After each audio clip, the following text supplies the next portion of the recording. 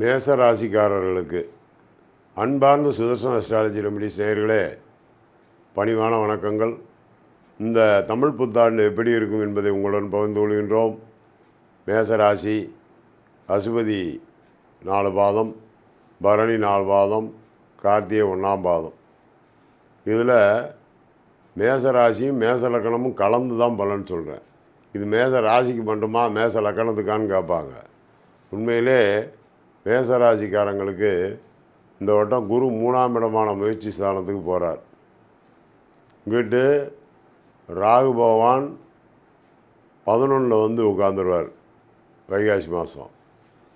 அங்கிட்டு கேது பகவான் 5 உட்காருவார். 5-11 உட்காரும்போது குரு 3ஆம் இடமான முயற்சி ஸ்தானத்துக்கு போவார். உண்மையிலே அங்கிட்டு சனி பயிற்சி, அவர் மீனத்துக்கு வந்துடுவார். அப்போ 12 மறைவார்.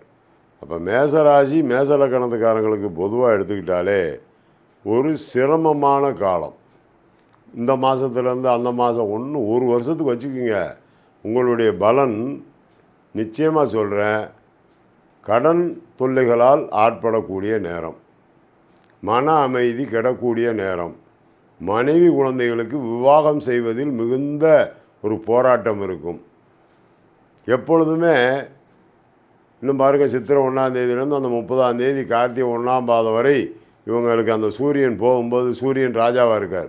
அந்த சூரியன் உச்சம் பார்க்கும்போது கார்த்திகை 1ஆம் பாதத்துக்கு வரும்போது, சித்திரை கிட்டத்தட்ட 1ஆம் தேதிக்கு மேலே அந்த மாதம் வரும்போது அவங்க படுற கஷ்டத்தை நீங்கள் பாருங்கள். அப்போ தான் சொல்லுவீங்க, எல்லோரும் அது இருக்குது இது இருக்குதுன்னு சொல்கிறாங்க.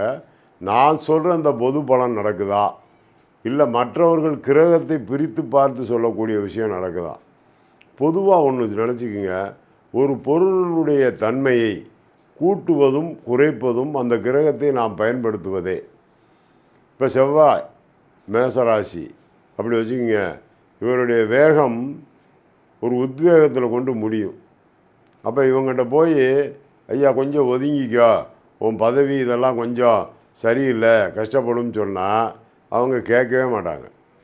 நான் சொன்னதான் சரின்னு கேட்கும்போது நீங்கள் சமாளிக்க முடியாது. அதை விட மேச லக்கணம், அவர்கிட்ட பேசிக்கிட்டு இருந்தால் பேசிக்கிட்டே இருப்பார். அவர் சொல்கிற யோசனையில் நம்மளே பயந்து படுத்துருவோம். இப்போ நடக்கக்கூடிய சூரியன் இந்த வருஷம் ராஜாவாக இருக்கும்போது இப்படி தான் நடக்கும். அப்போ மேச ராசி மேச லக்கணத்தில் பிறந்தவங்க அதிக கடன் வாங்கக்கூடாது. இந்த நேரத்தில் பேங்க் அக்கௌண்ட்டுகளை கரெக்டாக வச்சுக்கணும். நமக்கு உடல்நலம் சரியில்லாமல் போயிடக்கூடாது. மனசில் அமைதி கிடக்கூடாது. அதுவும் மேசராசியில் பிறந்தவங்களுக்கு அஸ்வதி நட்சத்திரம் இதில் எல்லாம் ராகு திசை நடந்துச்சுன்னா ரொம்ப கலப்படமான கலவரத்தை இழுக்கும். அதுக்கு என்ன காரணம்னு கேட்டிங்கன்னா, நம்ம சொல்லிவிட்டு அந்த டயத்துக்கு பணம் கொடுக்க முடியாது, இல்லைன்னா நிம்மதியாக இருக்க முடியாது, அவங்க நீங்கள் ஏமாத்துறீங்கன்னு சொல்லுவாங்க.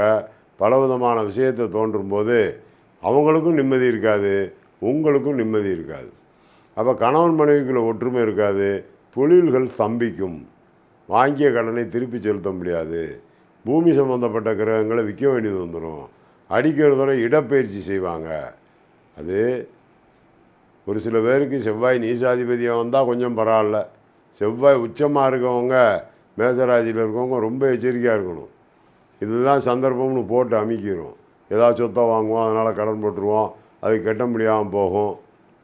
அதுக்கு எதுக்கு சொல்லணும், ஆனமுதில் அதிகம் செலவானால் மானம் அழிந்து மதிகெட்டு போனது போலுங்கிற மாதிரி வாழ்க்கையை அமைஞ்சிடும்.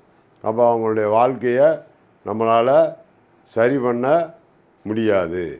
இதுதான் இதுக்கு பரிகாரம் அப்படின்னு கேட்டால், மேசராசிக்காரங்க பெரும்பகுதி சனி 12 மறைவதால் அஸ்வதி நட்சத்திரத்துக்காரங்க திருநள்ளாறு சனி பகவானை போய் அஸ்வதி நட்சத்திரத்தன்னை கும்பிட்டா தப்பிப்பாங்க. நீல கலர் வேஷ்டி துண்டு தானம்.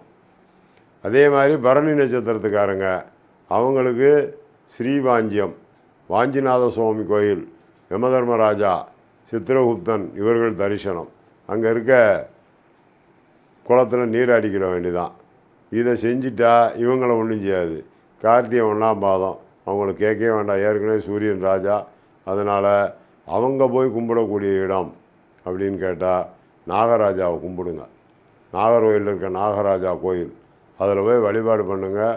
முடிஞ்சால் மந்தார பூவை போடுங்க, இல்லைன்னா தெற்றி பூன்னு சொல்லுவாங்க கேரளாவில், அந்த பூவை போட்டு வழிபாடு பண்ணி அந்த மண்களை நெத்தியில் வச்சுட்டு வந்தால் நிச்சயமாக இவர்களுக்கு இந்த ஆண்டு சுகமாக இருக்கும் என்பதை கூறிக்கொள்கின்றேன். நன்றி, வணக்கம்.